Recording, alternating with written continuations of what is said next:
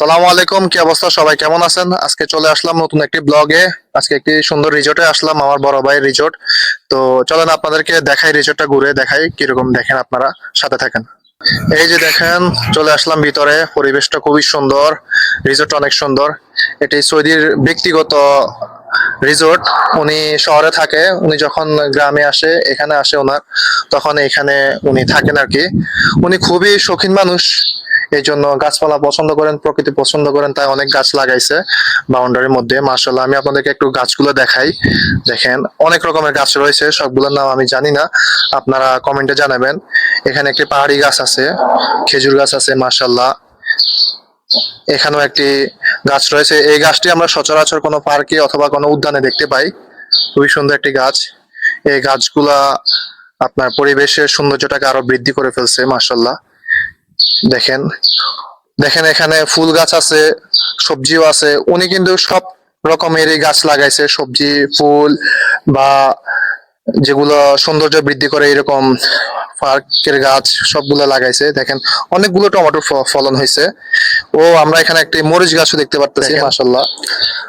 আমি যদি আপনাদেরকে একটু সামনের দিকটা দেখাই, এটি হচ্ছে সৌদির ঘরের অর্থাৎ রিসোর্টের সামনের অংশটা, ঘরের সামনের অংশ। খুবই সুন্দর ইন্টেরিয়র ডিজাইনটা, যদিও দেখতে একটু পুরানো লাগে, একটু এস্থেটিক ভাইবে উনি এই দৃশ্যটা অর্থাৎ ওনার ঘরটা সাজাইছে। খুবই শৌখিন মানুষ, আমি আগে বলছি, এই জন্য সুন্দরভাবে সাজাইছে। আমি যদি আপনাদেরকে একটু সামনে দেখাই, একটি ঝর্ণা সিস্টেম আছে, যদিও ঝর্ণাটা এখন বন্ধ, কিন্তু খুবই সুন্দর। আমি একটু ক্যামেরাটা কাছে এনে আপনাদেরকে দেখাই। এই যে দেখেন, খুবই সুন্দর। এখানে কিছু স্ট্যাচু আছে, মুরগি, কুকুর, হাঁস, একটি ডল, সব মিলে খুব সুন্দরভাবে উনি সাজাইছে। খুবই সুন্দর পরিবেশ। সৌদির ভাষায় এটাকে মাজরা বলে আর কি, আমরা বাংলা ভাষা যেটাকে খেতি বলি, মাজরা বলে। এখানে দেখেন, গোলাপ গাছ আছে, টমেটো, ভালোই টমেটো ফলন হয়েছে, অনেকগুলো টমেটো গাছ আছে।